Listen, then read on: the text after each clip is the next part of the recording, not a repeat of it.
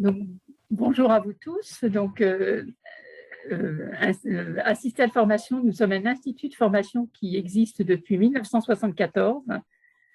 Nous dispensons la formation au diplôme d'état d'aide-soignant, au diplôme d'état d'accompagnant éducatif et social. Vous avez peut-être rencontré ces personnes à l'occasion de stages. Et nous sommes aussi, nous répondons aux besoins des structures hospitalières, médico-sociales, sociales en Île-de-France et même au niveau national, sur l'accompagnement des personnes âgées, les publics vulnérables et les pratiques professionnelles. Nous dispensons également la formation assistante de soins en gérontologie. C'est une formation qui est dispensée à des personnes qui sont déjà titulaires du diplôme d'état d'aide-soignant et du diplôme d'état d'accompagnant éducatif et social. Donc, c'est une évolution du métier après la diplomation. Et puis, nous sommes centre d'apprentis, donc c'est ce qui nous réunit aujourd'hui. Donc, on va vous expliquer un petit peu comment s'organise l'apprentissage et dans le cadre des 2 formations d'aide-soignant et d'accompagnant éducatif et social. Du coup, je reprends la parole pour la suite. Voilà. Donc déjà, pourquoi est-ce qu'il y a eu une réforme? Vous en avez entendu parler, hein, il y a eu une réforme des aides-soignants et des aides-soignantes et des accompagnants éducatifs et sociaux. Donc, pour plusieurs raisons. Donc, la première, vous la connaissez toutes et tous, puisqu'on sort on sort doucement de ce passage difficile qui a été la crise du Covid. Donc, la crise du Covid a eu pour conséquence non seulement l'épuisement. Alors, s'il vous plaît, ce serait vraiment sympa de désactiver vos micros. Parce que si je vous les coupe et que vous les réactivez, on ne va pas s'entendre. Merci à vous.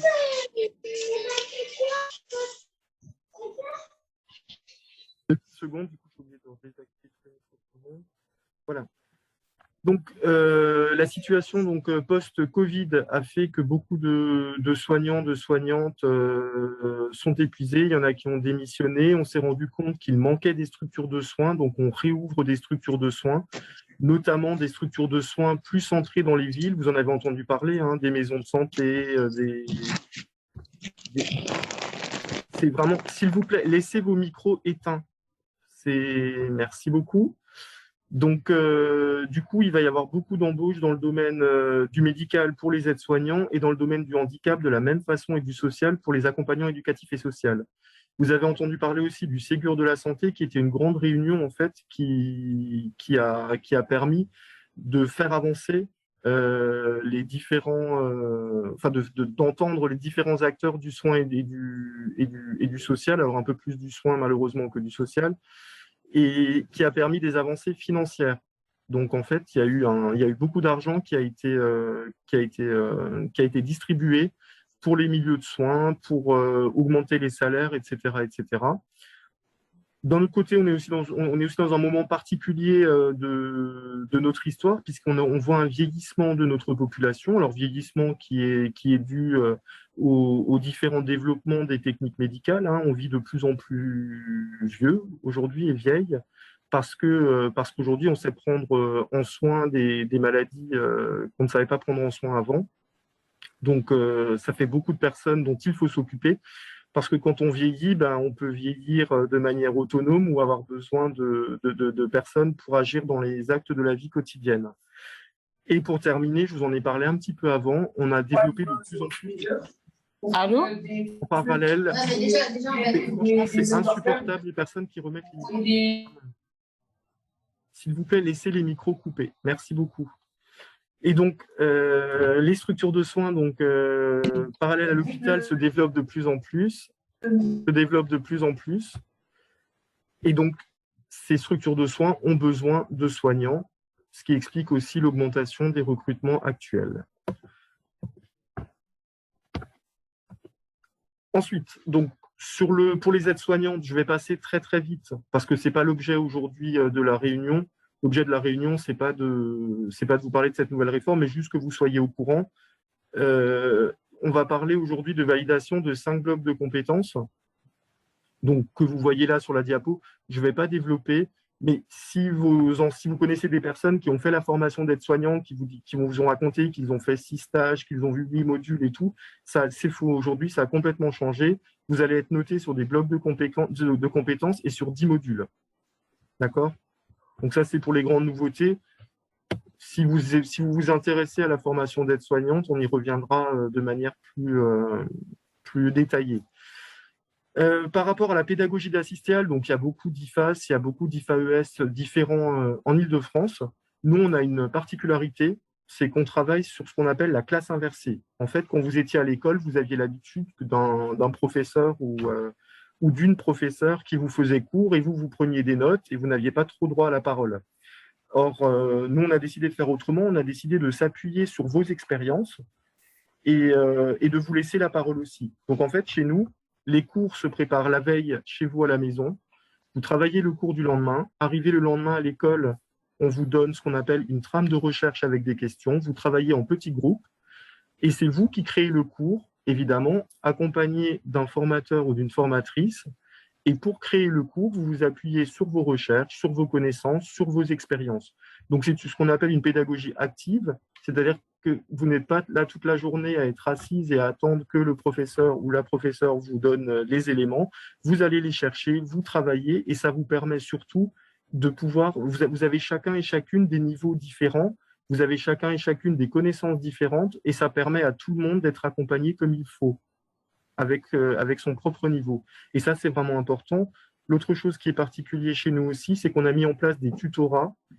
Plusieurs fois par mois, vous aurez 3h30 de tutorat auxquels vous êtes libre de venir ou pas. Mais ces tutorats, en fait, vous permettent de poser des questions. Vous avez un formateur ou une formatrice dédiée à qui vous pouvez poser des questions sur les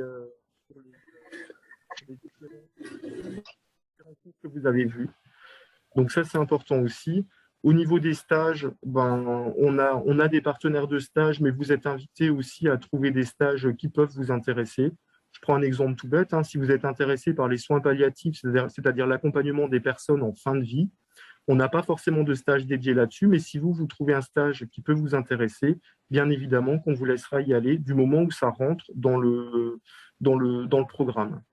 Et la vie citoyenne, là, c'est pareil, on a une particularité aussi, c'est qu'on va travailler en collaboration avec la mairie du 20e arrondissement et vous allez participer à des actions de santé publique comme la journée du VIH, Octobre Rose, etc., etc., etc.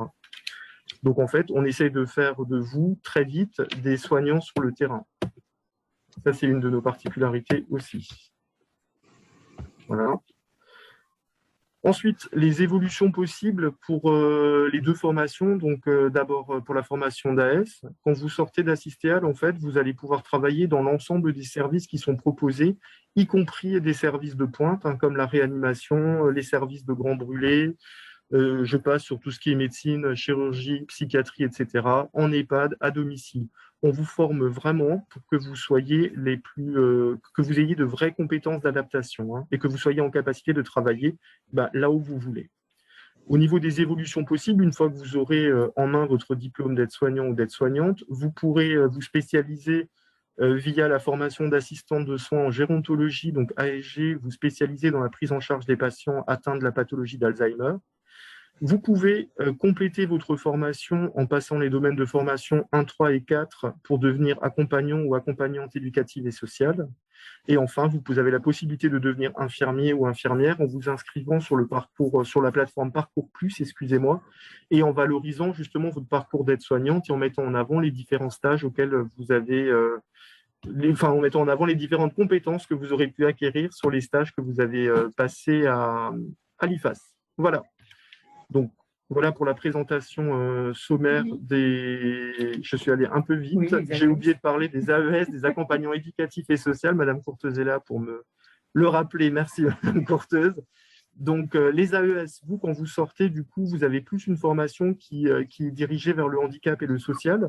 Donc, du coup, vous avez un panel d'intervention assez large aussi. Vous pouvez travailler dans les femmes, les foyers d'accueil médicalisés, dans les MAS, les maisons d'accueil spécialisées, dans les foyers de vie, les EHPAD, etc., etc.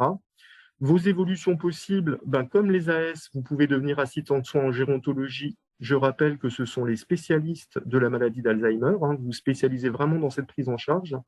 Vous pouvez aussi passer le diplôme d'aide-soignant ou d'aide-soignante. sur l'ancienne réforme, vous aviez une dispense des modules 1, 4, 5, 7 et 8. Ça veut dire que vous ne faisiez que 3 modules pour avoir le diplôme d'AS. Et enfin, vous pouvez devenir moniteur ou monitrice éducateur ou éducateur, éducatrice spécialisée. Voilà. J'en ai terminé sur les débouchés. Maintenant, on va vous montrer une petite vidéo sur l'apprentissage.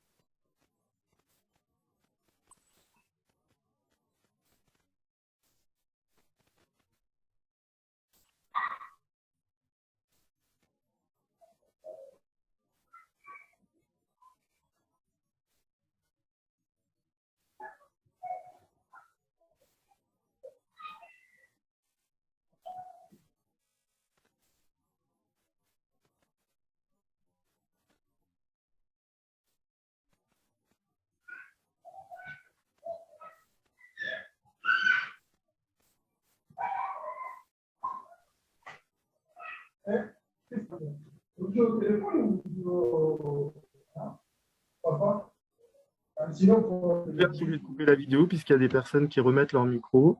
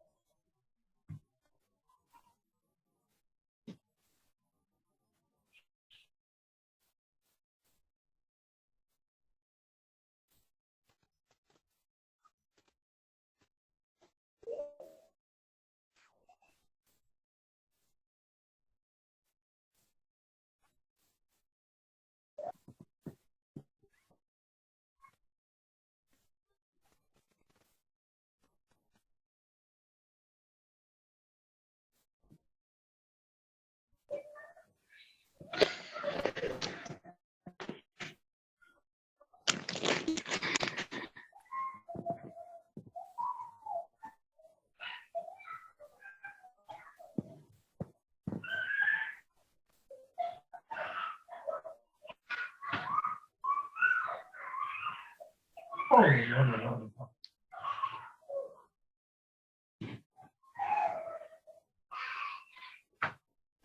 Comme ça, il ne faut pas faire tomber mon téléphone. Hein.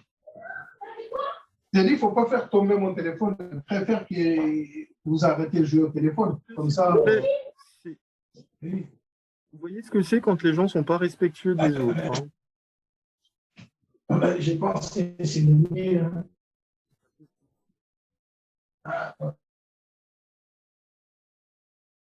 Je suis désolé d'avoir recoupé la vidéo.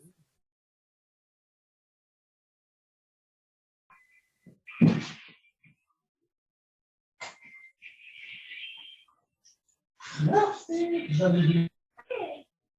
Merci.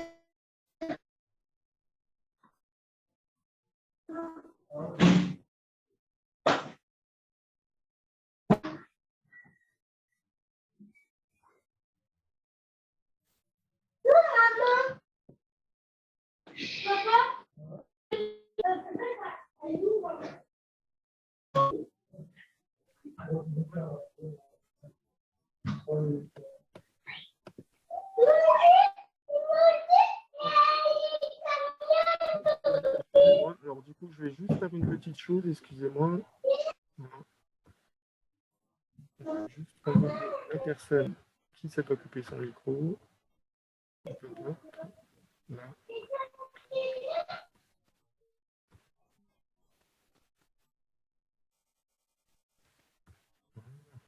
Voilà. Du coup, on s'entendra mieux. Donc, j'espère que vous avez quand même, malgré les 2 arrêts, je suis désolé, hein, mais vous voyez ce que c'est quand les personnes ne respectent pas, c'est compliqué. Alors, ça vous donne déjà des petites indications sur comment ça doit se passer en cours. Vous voyez que quand il y a des personnes qui parlent et qui n'écoutent pas, ça embête tout le monde. Donc, voilà. Maintenant, on va tout doucement commencer à répondre à vos questions. Alors, je vous rappelle que pour les questions, vous notez bien, vous notez bien toutes vos questions dans le chat. Hein. Donc, du coup, je vais laisser la parole à François Régis, s'il y a des premières questions.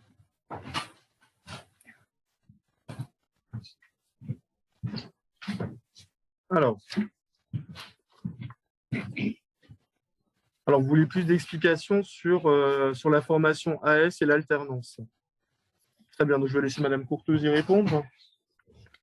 Alors, la formation aide-soignante, c'est déjà une formation qui se déroule sur 1540 heures, mais ça, on aura sûrement l'occasion de revenir. Sur cette formation, vous avez 770 heures en théorie, donc en institut de formation, et 770 heures en stage, excusez-moi, en formation pratique. Et ensuite, sur votre calendrier, la formation va se dérouler sur 18 mois.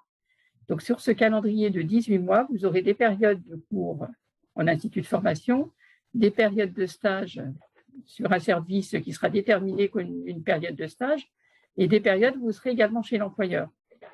Donc ça, c'est l'organisation en fait de la formation par l'alternance. La prochaine rentrée est prévue en septembre, et la formation se terminera entre septembre 21 et décembre 22, sur 18 mois. Des périodes en cours, des périodes en stage, et des périodes employeurs. Alors, du coup, on a une deuxième question. Bonjour, pour les personnes en liste complémentaire. Alors, attendez, ça va trop vite. Donc, est-ce que ça ne concerne que les moins de 25 ans?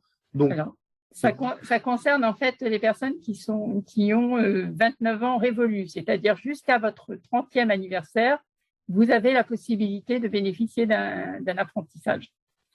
Au-delà, ça n'est pas possible. Alors, pour le coup, pas en apprentissage, mais vous pouvez tout de même rentrer en école d'aide-soignante ou d'AES. Hein. D'accord? C'est juste pour la forme apprentissage.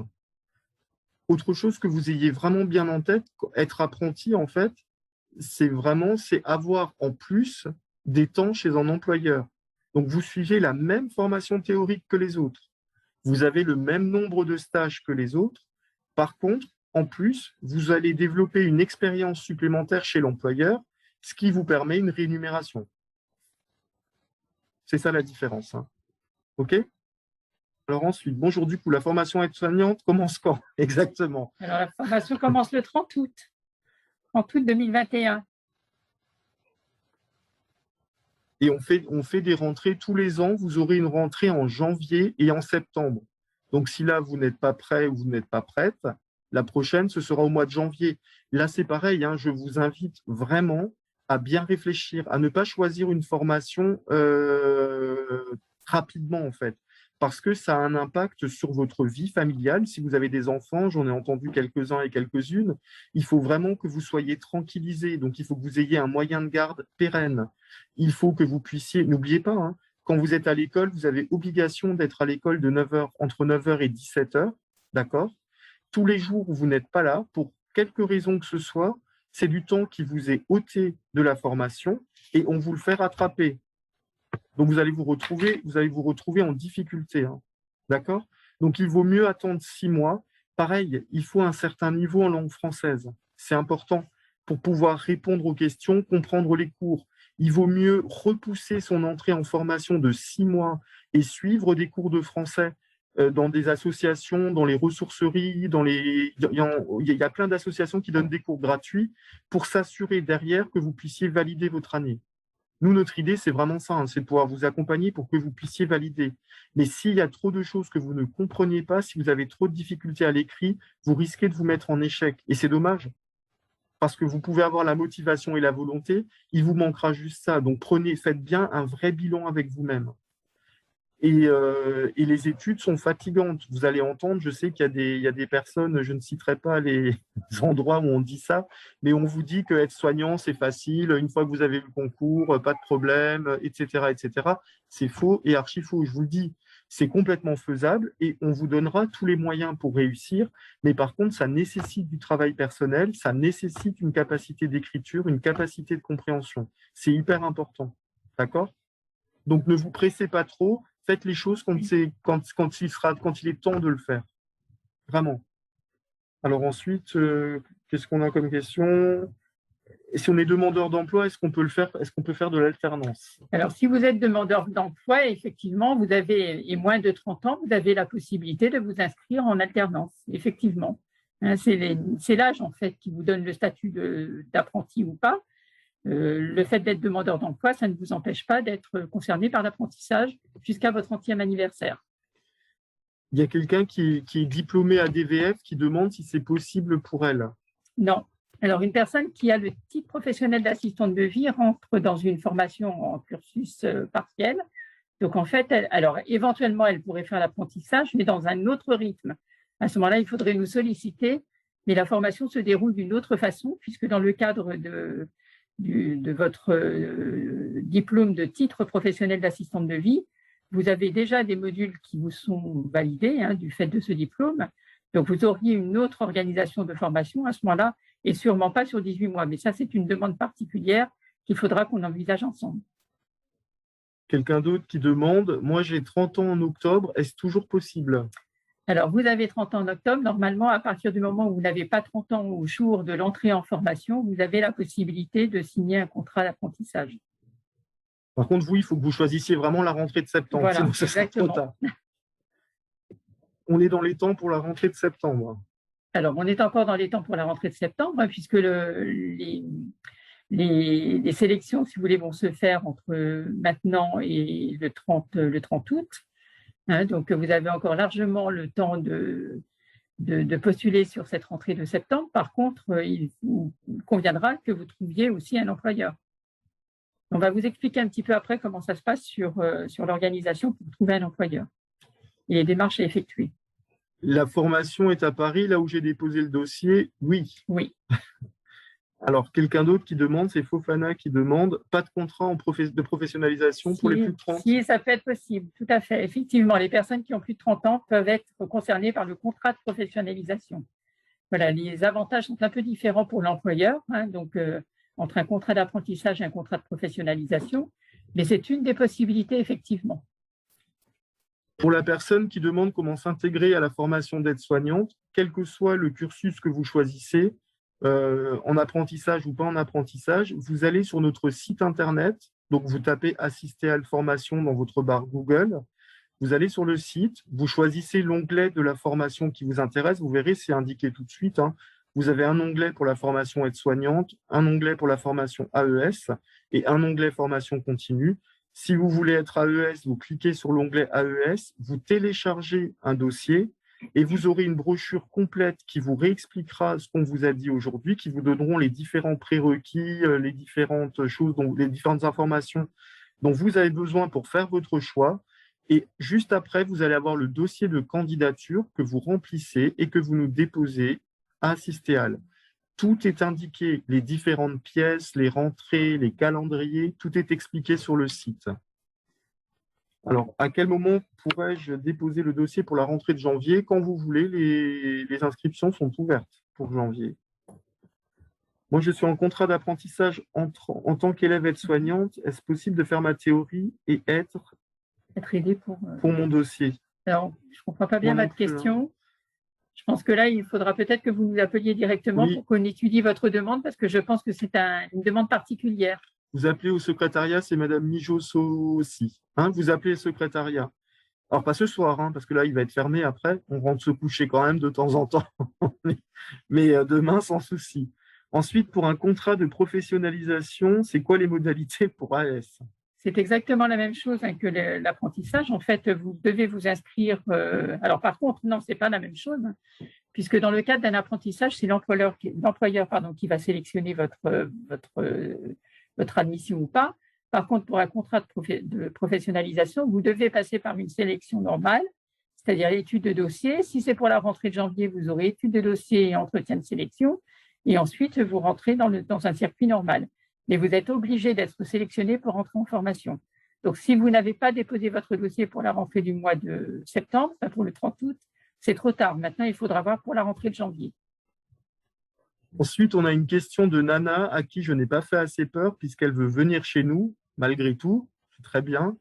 Et par contre, elle a été validée dans une autre école. Alors, je sais que c'est le souci actuel que beaucoup d'entre vous ont rencontré. Ce serait vraiment sur de l'apprentissage Alors, Nana, si vous êtes sur de l'apprentissage et que vous pouvez postuler auprès de n'importe quel employeur et intégrer n'importe quel centre de formation. Mais si vous êtes bien concerné par l'apprentissage, si vous avez moins de 30 ans. on va vous réexpliquer. Alors, attendez, allez-y. Excusez-moi, j'ai postulé dans d'autres écoles. Bonjour, c'est Madame Nana. J'ai postulé dans d'autres écoles qui a été validée par un jury. Et je n'ai pas postulé chez Vous avez quel âge? J'ai 33 ans. Ben oui, mais donc vous êtes pas en apprentissage, donc c'est pas possible. C'est pas possible? Alors, si vous pour celles et ceux, alors du coup, Nana, je vous coupe la parole, hein, mais je vais continuer à répondre à votre question. Si vous êtes comme Nana, c'est-à-dire que vous avez passé un concours dans une autre école et que vous êtes sur liste d'attente dans une autre école, si vous voulez venir chez nous, on vous additionne à notre liste d'attente. D'accord? Donc, vous avez une chance peut-être d'intégrer l'école, mais ce n'est pas sûr. Puisque vous avez remarqué que dans toutes les écoles, il y a eu beaucoup de listes d'attente parce qu'il y a eu beaucoup de dossiers. Là, pour la rentrée de septembre, on a traité 600 dossiers pour 75 places.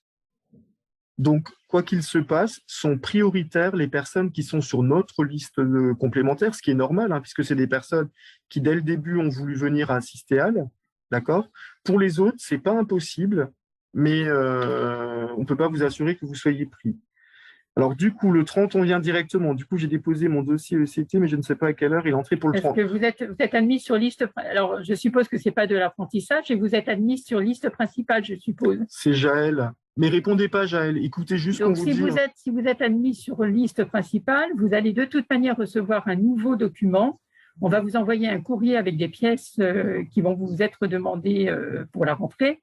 Et à ce moment-là, vous aurez tous les renseignements pour la rentrée du 30. Voilà. Mais de toute manière, tous ces renseignements vont vous être adressés fin juillet, début août au plus tard. Ensuite, je réponds à Christelle qui nous dit « Mais ce n'est pas trop tard pour l'inscription de 12 mois pour la rentrée de septembre ». Alors, en apprentissage, non, ce n'est pas trop tard. Si vous respectez les conditions de l'apprentissage, on vous rappelle avoir 29 ans révolus à l'inscription. D'accord ? Ou moins, entre 17 et 29 ans. Pour les autres, c'est trop tard. Donc, il faut maintenant vous inscrire pour la rentrée de janvier. Après, je vous rassure, vous allez voir, ça passe vite. Là, vous allez partir en vacances. Moi, je vous le souhaite, en tout cas, du fond du cœur, de partir en vacances. Après, ça va aller très vite. Les dépôts de dossiers au mois de septembre, vous aurez une réponse au mois de novembre et la rentrée, ce sera fin décembre, début janvier. Donc, ça va aller très, très vite. Pas de regret. Excusez-moi si vous… Attendez, non, je donne la parole. Vous écrivez, s'il vous plaît, parce que sinon, on ne s'en sort pas. Je ne peux pas dire oui à vous et non aux autres. Il faut que je sois égalitaire. Pour la rentrée de septembre, est-ce que ce serait, serait-il possible d'envoyer mon dossier? On vous a répondu. Donc, si je comprends bien, si on n'a pas d'employeur, c'est impossible. Si vous êtes sur une possibilité d'apprentissage, il est encore temps pour trouver un employeur. Ça n'est pas impossible. Vous avez encore 2 mois là, pour trouver un employeur qui va pouvoir vous accompagner pendant la formation et qui va pouvoir vous accompagner sur cette période d'apprentissage. Donc, c'est encore possible si vous êtes dans le cadre de l'apprentissage. Ensuite, pour janvier, c'est en alternance ou continu? Les deux, pareil. Vous aurez exactement la même organisation que ce soit sur septembre ou janvier. Vous aurez la possibilité de le faire en formation continue sur 12 mois ou alors en apprentissage sur 18 mois. On répond à Mélinda, les inscriptions sont toujours ouvertes pour la rentrée de septembre? Non, sauf pour l'apprentissage. Voilà. J'ai été retenu sur la liste complémentaire de la rentrée de septembre. Est-ce que je peux repostuler pour la rentrée de janvier? Alors, si vous n'êtes pas prise sur liste principale, il faudra repasser le concours, mais vous pouvez retenter au mois de janvier. Mais si vous êtes sur liste complémentaire sans avoir été prise sur liste principale, on ne peut pas faire de report. Ensuite, moi, je pose mes questions, vous ne me lisez pas. Alors, réécrivez-la, je suis désolé, il y a beaucoup de questions. Bonsoir, quels sont les horaires de classe, s'il vous plaît? Vous n'avez pas bien écouté ce que je vous ai dit, c'est de 9h à 17h, avec une pause d'1h30. Donc, je répète plus simplement, de 9h à 12h30 le matin et de 13h30 à 17h. Pour info, que vous sachiez, il y a une partie des cours qui est en présentiel. Nous aurons aussi des cours en distanciel, qu'il y ait du Covid ou pas. Donc, avant de rentrer à l'école d'aide-soignante, il est important que vous ayez un ordinateur, une connexion Internet ou une tablette au moins. D'accord? C'est important pour que vous puissiez suivre. Donc, bonsoir, quels sont les horaires de classe? J'ai répondu. Il y en a qui sont dans la salle et attendent que vous les faites entrer à la réunion, s'il vous plaît. Alors, c'est très gentil. Merci beaucoup, c'est très gentil. Sauf qu'à un moment donné, après un quart d'heure de retard, ils verront le replay sur Internet. C'est pour ça qu'on enregistre. Moi, j'ai déposé mon dossier de sélection pour la rentrée du 30 août, mais j'ai reçu un mail qui me disait malheureusement que mon dossier n'avait pas été sélectionné. Donc, vous, il faut que vous refassiez, vous redéposez un dossier de candidature pour janvier. Pour les personnes dans liste complémentaire, ça fonctionne comment pour eux si jamais il n'y a pas de désistement? Alors, il y aura toujours des désistements. De toute manière, on rappelle au fur et à mesure les personnes qui se désistent de la liste principale. Nous rappelons au fur et à mesure les personnes qui sont sur liste complémentaire. Et effectivement, ça peut s'organiser jusqu'au jour de la rentrée, jusqu'au 30 août. Ensuite, quand on est sur liste principale et confirmer son inscription, quelle démarche doit-on encore effectuer avant août? Pas grand-chose. Ce qui serait bien, c'est que, si vous ayez vu le médecin agréé. Donc, je vous rappelle pour les médecins, le médecin agréé, c'est un médecin agréé du 75. On vous a envoyé une liste, c'est forcément un médecin de cette liste-là. Si vous allez voir un médecin agréé d'un autre département, je serai obligé de vous renvoyer voir un médecin parisien. C'est la loi, hein. Ce n'est pas nous qui le décidons, mais c'est la règle. Je ne peux pas vous envoyer en stage si vous n'avez pas vu un médecin parisien, puisque notre IFAS est situé à Paris. J'avais appelé la formation assistée pour l'apprentissage. Ils m'ont dit c'est eux-mêmes qu'ils allaient nous placer. C'est pas ça. Ouais. Alors, on va effectivement vous accompagner. Alors, pour tous ceux toutes celles et ceux qui seraient intéressés par l'apprentissage, hein, on va effectivement vous accompagner dans la recherche d'un employeur, mais on ne va pas tout faire à votre place, hein. Il faut aussi que vous montiez votre motivation. Donc, on a déjà des employeurs qui nous ont sollicité sur cette possibilité de vous embaucher dans le cadre de l'apprentissage. Par contre, il faut aussi faire des démarches personnelles, des démarches d'autant que je vous conseille de les faire à proximité de votre domicile, hein, ce qui serait quand même plus facile. Et puis, d'autre part, on n'aura peut-être pas d'employeur pour tout le monde. Donc, il est important que vous fassiez aussi des recherches de votre côté. Ensuite, on vous accompagne bien évidemment sur ces recherches et s'il y a besoin, il faudra nous solliciter. Est-ce que c'est possible d'intégrer un contrat de professionnalisation au mois de janvier et quelles sont les conditions? C'est comme pour septembre, hein, les contrats de professionnalisation pour la rentrée de janvier s'organisent de la même façon comme l'apprentissage. Hein, donc, il faudra simplement le préciser sur votre dossier de candidature. Lorsque vous renverrez le dossier, il y a des petites cases à cocher. Donc, n'hésitez pas à le préciser à ce moment-là. Mélinda pose une question intéressante. Dès qu'on a un employeur, on rentre directement en formation dans le cadre de l'apprentissage? Oui. Est-ce que c'est trop tard pour la formation aide-soignante en contrat de professionnalisation? Non, il faut vous manifester. Si vous êtes admise, si vous avez envoyé votre dossier de candidature et que vous êtes admise en formation sur liste principale, il n'est pas trop tard pour entrer en formation en contrat de professionnalisation. Par contre, si vous n'avez pas envoyé de dossier de candidature, ce sera pour janvier. Après, juste là, ça s'emballe un peu dans les questions. En fait, tout le monde pose des questions ultra personnelles. Donc, c'est un peu compliqué. Ça va être compliqué de répondre à tout le monde, d'autant que ça ne va pas intéresser l'ensemble. Donc, juste pour info, toute personne qui aujourd'hui est sur liste complémentaire, vous attendez qu'on vous rappelle. On vous rappelle s'il y a des gens de liste principale qui se désistent. Si vous n'êtes pas rappelé avant la rentrée de septembre, ça veut dire qu'on a fait le plein, d'accord? Et donc, vous êtes obligé de repasser le concours au mois de janvier. Donc voilà. À qui doit-on adresser les demandes de renseignements demandées par un employeur qui finance la formation? Alors, vous nous envoyez un mail sur vie scolaire et on vous répondra très rapidement. Vous mettez le mail à mon attention et on vous répondra assez rapidement. Hein. Voilà, j'ai l'impression. Allô? Non. Je vous coupe le son, s'il vous plaît, parce que je ne peux pas interroger tout le monde individuellement, sinon on ne s'en sortira pas. Donc, alors, on est d'accord, votre employeur, c'est sous réserve que vous ayez moins de 30 ans et que vous soyez admise en formation. Enfin, que vous soyez admise, que votre employeur vous accepte vous permette de signer un contrat d'apprentissage et que vous soyez retenu pour le contrat d'apprentissage.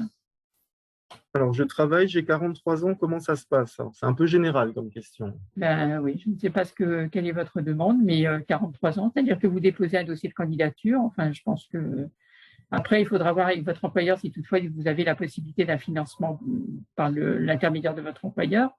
Mais là, il faudra, je ne sais pas quoi vous répondre de plus. Il faudra nous appeler ou nous envoyer un mail. Alors, quelqu'un qui disait, assez justement d'ailleurs, que je n'ai pas été sélectionné sans note, comment m'améliorer? Alors, c'est pareil, vous nous faites un mail hein, et de toute manière, on répondra à votre demande, on ressortira votre dossier, on répondra à votre demande précisément. Mais c'est important, vous avez raison, bravo à la personne qui a posé la question. parce que c'est pareil, dans la vie, on a tous connu des échecs, on a tous eu des envies qui n'ont pas forcément été comblées. C'est important d'apprendre de ça aussi, d'accord? Donc, n'hésitez pas à demander pour réussir la fois d'après, hein. Alors, là, c'était d'accord, merci d'avoir répondu. Donc, si au cas où nous n'avons pas d'employeur, nous pouvons quand même revenir sur une décision de suivre là, je suppose, formation. Non, attendez, parce que là, on ne voit pas bien. En initial. Oui, c'est tout à fait possible. À partir du moment où si vous avez fait un dossier si vous avez déposé un dossier de candidature, que vous soyez admise sur liste principale, à ce moment-là, vous pouvez tout à fait basculer sur une organisation autre que l'apprentissage, effectivement. La personne qui dit qu'elle n'a pas fait de dossier, est-ce qu'elle doit faire un dossier et le déposer à Sistel? Pour janvier, oui, c'est intéressant. Si vous voulez candidater quelque part, il faut respecter les conditions d'admission. Donc, en l'occurrence,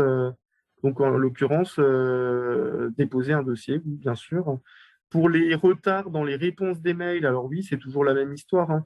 Vous avez été 600, donc on ne peut pas répondre individuellement, excusez-moi, à tout le monde tout de suite. Donc, on vous répond dans les 3 semaines qui viennent, ne vous inquiétez pas, on vous répondra. D'accord? Vous doutez bien qu'au début, on priorise les personnes qui vont rentrer à l'école. Mais les autres, on ne les oublie pas. Et on a d'ailleurs des personnes qui doivent être dans cette salle aussi, hein, qui ont échoué une première fois ou une deuxième fois au concours et qui ont réussi la 3e fois parce qu'on leur a dit ce qui n'allait pas et qu'on les a accompagnés. Donc, il n'y a pas de souci. On vous répondra, ne vous inquiétez pas.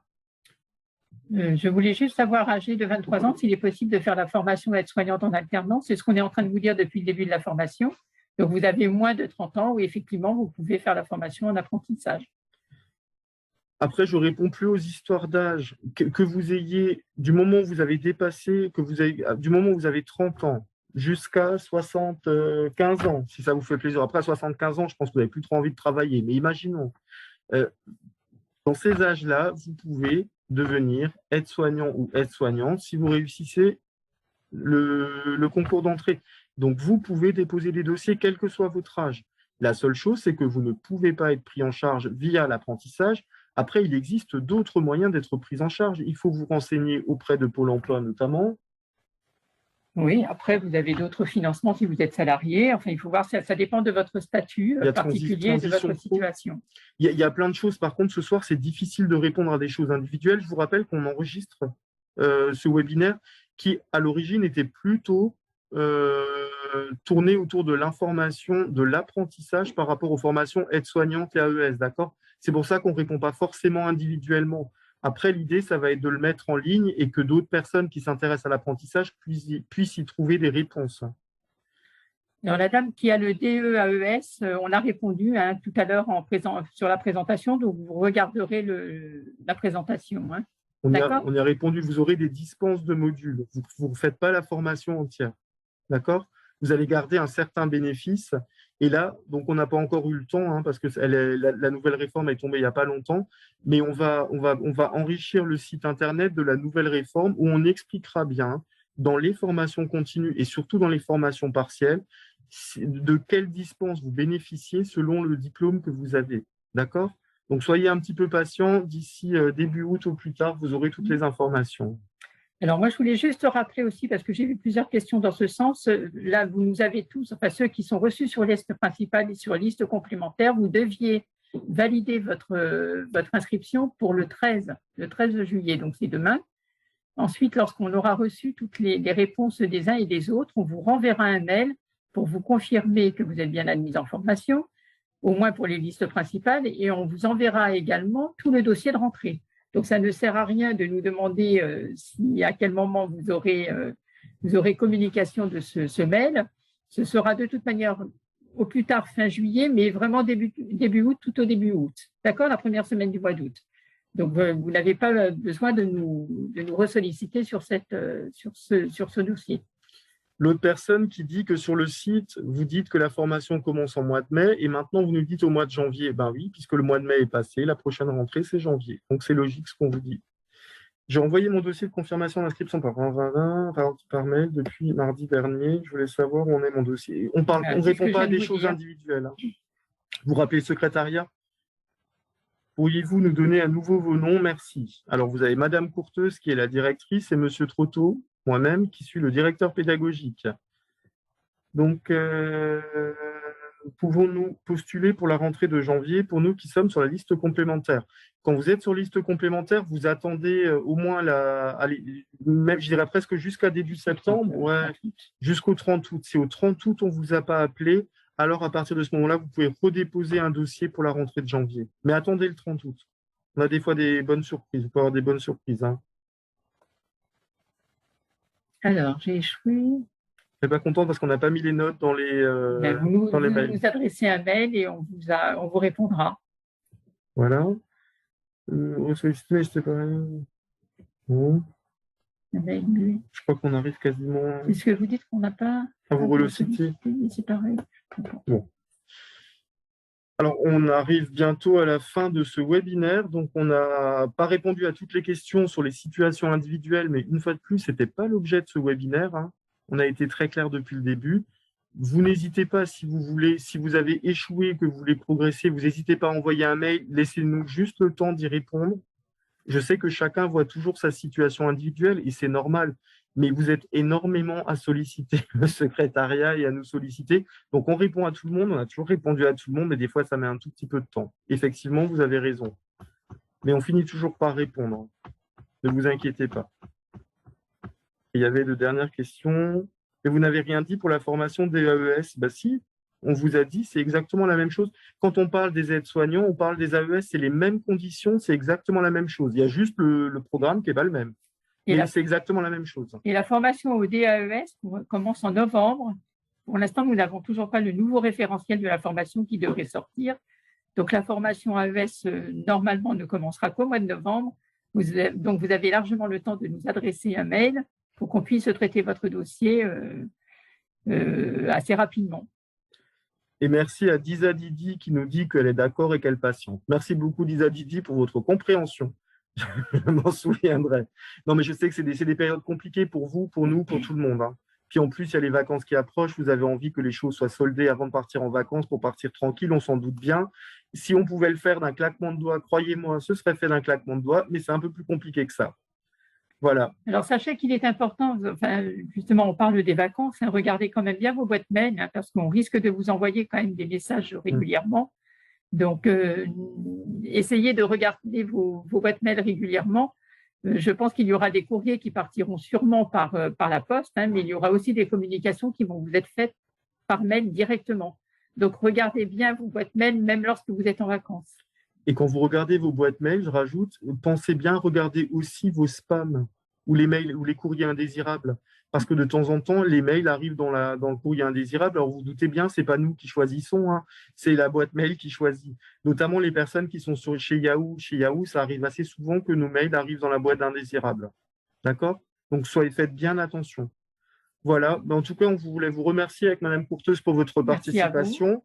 Alors, désolé pour les personnes à qui on n'a pas répondu individuellement, mais une fois de plus, vous n'hésitez pas à nous appeler. Et comme il y a beaucoup d'appels, si on ne répond pas tout de suite, vous réessayez, faites des mails, on finit toujours par répondre. D'accord?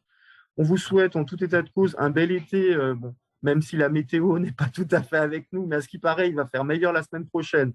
Donc, tous ceux qui ont râlé parce qu'il pleut depuis 15 jours vont râler parce qu'il va faire trop chaud. Profitez-en encore, profitons encore un petit peu du frais et de la pluie. Bonnes vacances à vous et puis au plaisir de vous rencontrer ici ou ailleurs. Bonne soirée à vous, merci beaucoup. Au revoir. Au revoir.